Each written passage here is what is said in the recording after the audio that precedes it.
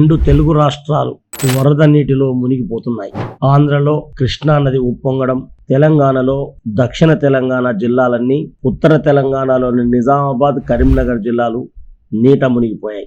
ఇప్పుడు తెలంగాణ రాష్ట్రంలోని గ్రామాలన్నీ చెరువులుగా, తెలంగాణ రాష్ట్రంలో ఉన్న నగరాలన్నీ నదులుగా మారిపోతున్నాయి. విపరీతమైన వర్షంతో నగరాలు, పల్లెలు బీతెల్లుతున్నాయి. ఎక్కడికక్కడ చెరువుల కట్టలు తెగిపోవడం, మరికొన్ని చోట్ల మత్తళ్లు దుంకి ఎక్కడికక్కడ గ్రామీణ ప్రాంతాల్లో ఉన్న వ్యవసాయాన్ని ఛిద్రం చేస్తున్న పరిస్థితి కనపడుతున్నది. గడిచిన 2 రోజులుగా రాష్ట్రంలో భారీ వర్షాలు కురిశాయి. ఈ భారీ వర్షాలు ఎంత విపరీతమైన స్థాయికి చేరాయి అంటే రాష్ట్ర ప్రభుత్వం 2 రోజులు సెలవులు ప్రకటించే స్థాయికి చేరుకున్నది. ముఖ్యమంత్రి సచివాలయంలో సమావేశాన్ని ఏర్పాటు చేశారు. ప్రత్యేకంగా రూమ్ నెంబర్ 34లో డిజాస్టర్ మేనేజ్మెంట్ టీమును 24 గంటలు అందుబాటులో ఉంచేలా అన్ని రకాల చర్యలు తీసుకోవాలని ఆదేశించారు. సచివాలయంలో రాష్ట్ర ముఖ్య కార్యదర్శి మొదలుకొని జిల్లా కలెక్టర్లతో నిరంతరం సమన్వయం చేసే కార్యక్రమాలని రాష్ట్ర ప్రభుత్వం చేపట్టింది. రాష్ట్రంలో శ్రీరామ్ సాగర్ కు భారీ వరదలు చేరుకున్నాయి. శ్రీరామ్ సాగర్ లో ఉన్న పెద్ద భీమ్గల్ ప్రాంతంలో ఉన్న కప్పలవాగు, సింగిడి చెరువు లాంటివి విపరీతంగా నిండి పొంగి పొర్లుతున్నాయి. శ్రీరామ్ సాగర్ ఇన్ఫ్లో 35,417 కాగా అవుట్ ఫ్లో కేవలం 2,710.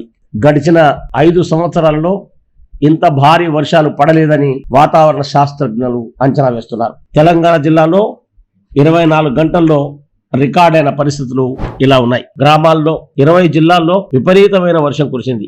అత్యధికంగా ఖమ్మం, వరంగల్ జిల్లాలో ఉన్నటువంటి మహబూబాబాద్ జిల్లా ఇనుగుర్తిలో 43.8% కాగా సూర్యాపేట జిల్లా మధ్యరాల ముకుందాపురంలో 42.5 వర్షపాతం నమోదయ్యింది. మొత్తం మీద రాష్ట్ర వ్యాప్తంగా ఎక్కడికక్కడ విపరీతమైనటువంటి వర్షాలు. ముఖ్యంగా హైదరాబాదు, విజయవాడ నగరాల మధ్య ప్రధాన రహదారిగా ఉన్న కోదాడ వద్ద విపరీతమైన వరద రావడంతో కోదాడ నగరం జల దిగ్బంధంగా మారిపోయింది.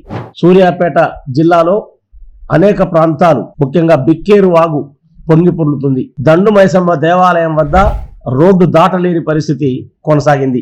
విపరీతమైనటువంటి వరదల వల్ల గ్రామీణ ప్రాంతాల్లో కూడా ప్రజలు భయపడుతున్నారు.